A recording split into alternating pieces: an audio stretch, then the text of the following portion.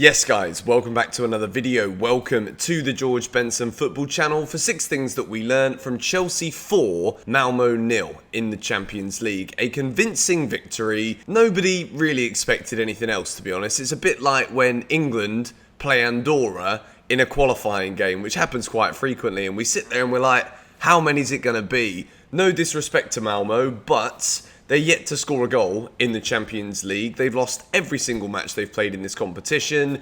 And Chelsea tonight, due to the way that the game went with injuries, we weren't really able to rub any of that proverbial salt into those Swedish wounds. Before we get into the 6 things that we learn, and today it's kind of a weird one because there's a lot of greens, obviously, because we scored 4 goals and won 4-0.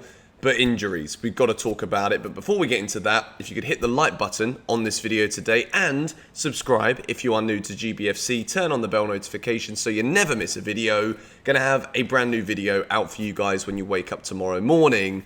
Chelsea got the job done. I said it in the preview, in the Champions League, it doesn't matter who you play against. You've always got to respect your opponents. And you've got to make sure you're ready, because some of these teams, even though Malmo is a bit of a different story, haven't scored a goal in the competition, have never got a single point in this competition, they're kind of one of the worst teams I've ever seen in the Champions League. And I mean, no disrespect, I don't know how it's not disrespectful to say the worst team I've ever seen, but you know, they're getting battered every single place they go, a bit like Spurs. So at the end of the day, Chelsea always were going to get this job done tonight. And it was simply a case of how many do you want to score?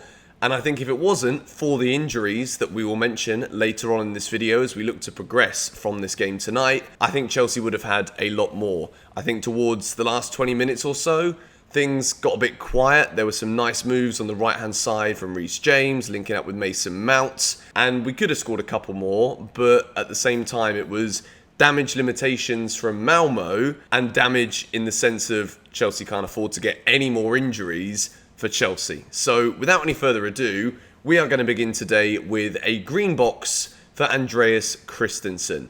Now, in terms of defending, there wasn't really a lot to do. So the positive is obviously that finally Andreas Christensen has that Chelsea goal. It's been a long time coming, and to score in the Champions League, particularly in the first 10 minutes of the game, it set the tone tonight for Chelsea. But speaking about it less from a footballing sense and more for the personal case of Andreas Christensen, I think the goal has been something that we've wanted to see from him for quite some time. And the fact that all of the great performances and the fact that the goal came in the Champions League when he played such a big role in that last season, when he came on for Thiago Silva due to Thiago Silva's injury, I'm just delighted that Christensen managed to get himself on the score sheet in a competition where he's got the winner's medal and with Chelsea looking to retain the trophy. It really set the tone for Chelsea. You know, in the first sort of 10-15 minutes of the game, we set the pace. Thomas Tuchel put out an incredibly strong lineup. Lukaku, Timo, Werner, both of them on the pitch at the same time.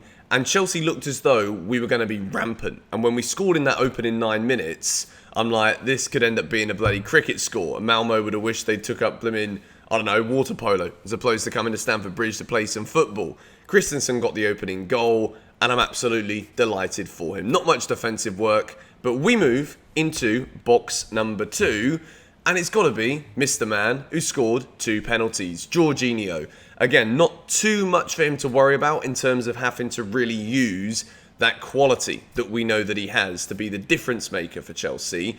But both penalties, I like it because we've got a bit of a different kind of Jorginho penalty style now. Instead of rolling the ball along the floor to score, he's starting to put a bit more power behind it now. And I think the reason for that is he knows that he's missed a few penalties in the last couple of years, and it's become a bit easier for goalkeepers to predict what he's going to do. So as long as they go in one direction, they're probably going to make the save. So the fact now he's putting a bit more power behind it, he's still giving the eyes, like I'm giving you the eyes in the lens now to make sure you've hit that bloody like button.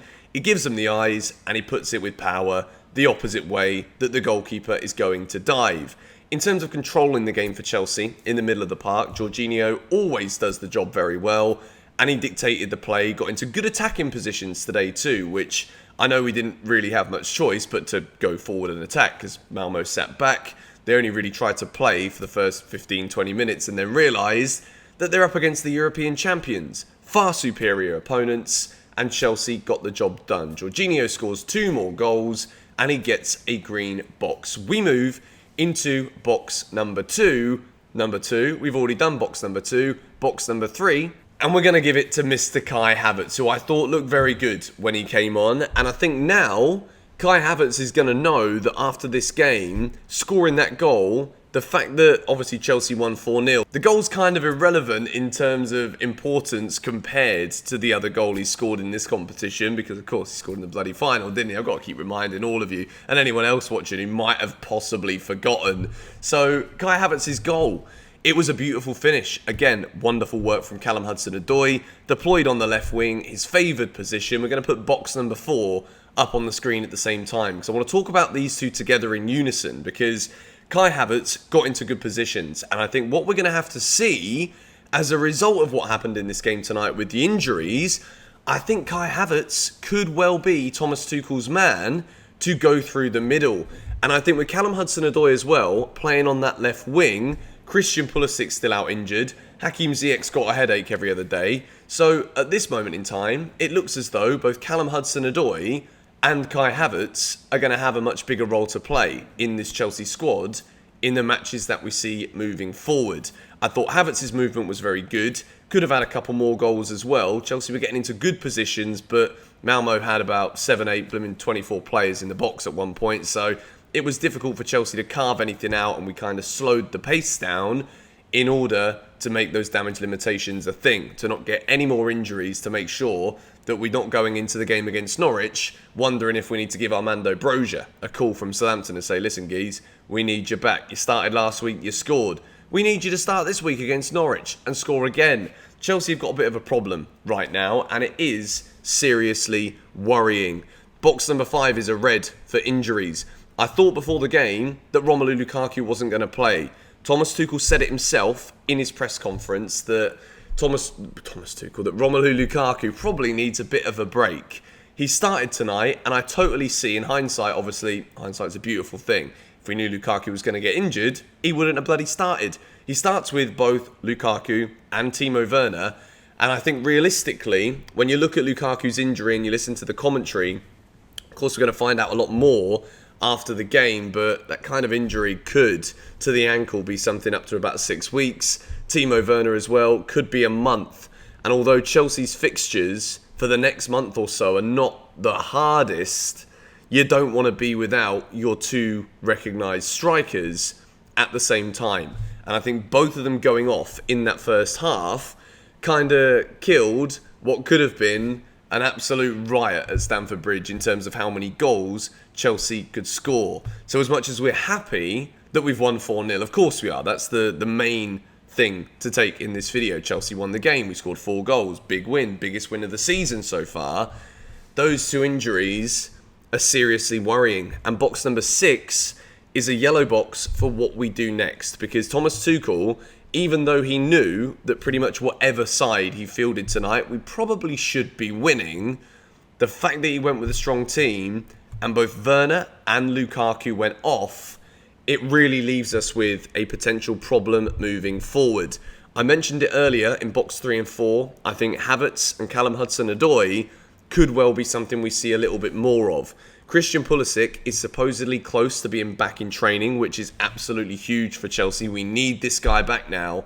And I think over the course of the next month, we're going to really be tested. Even if the games aren't the hardest games that we'll have all season, it's going to be a huge test now as to whether or not Chelsea can cope with losing their 2 supposedly recognised goal scorers.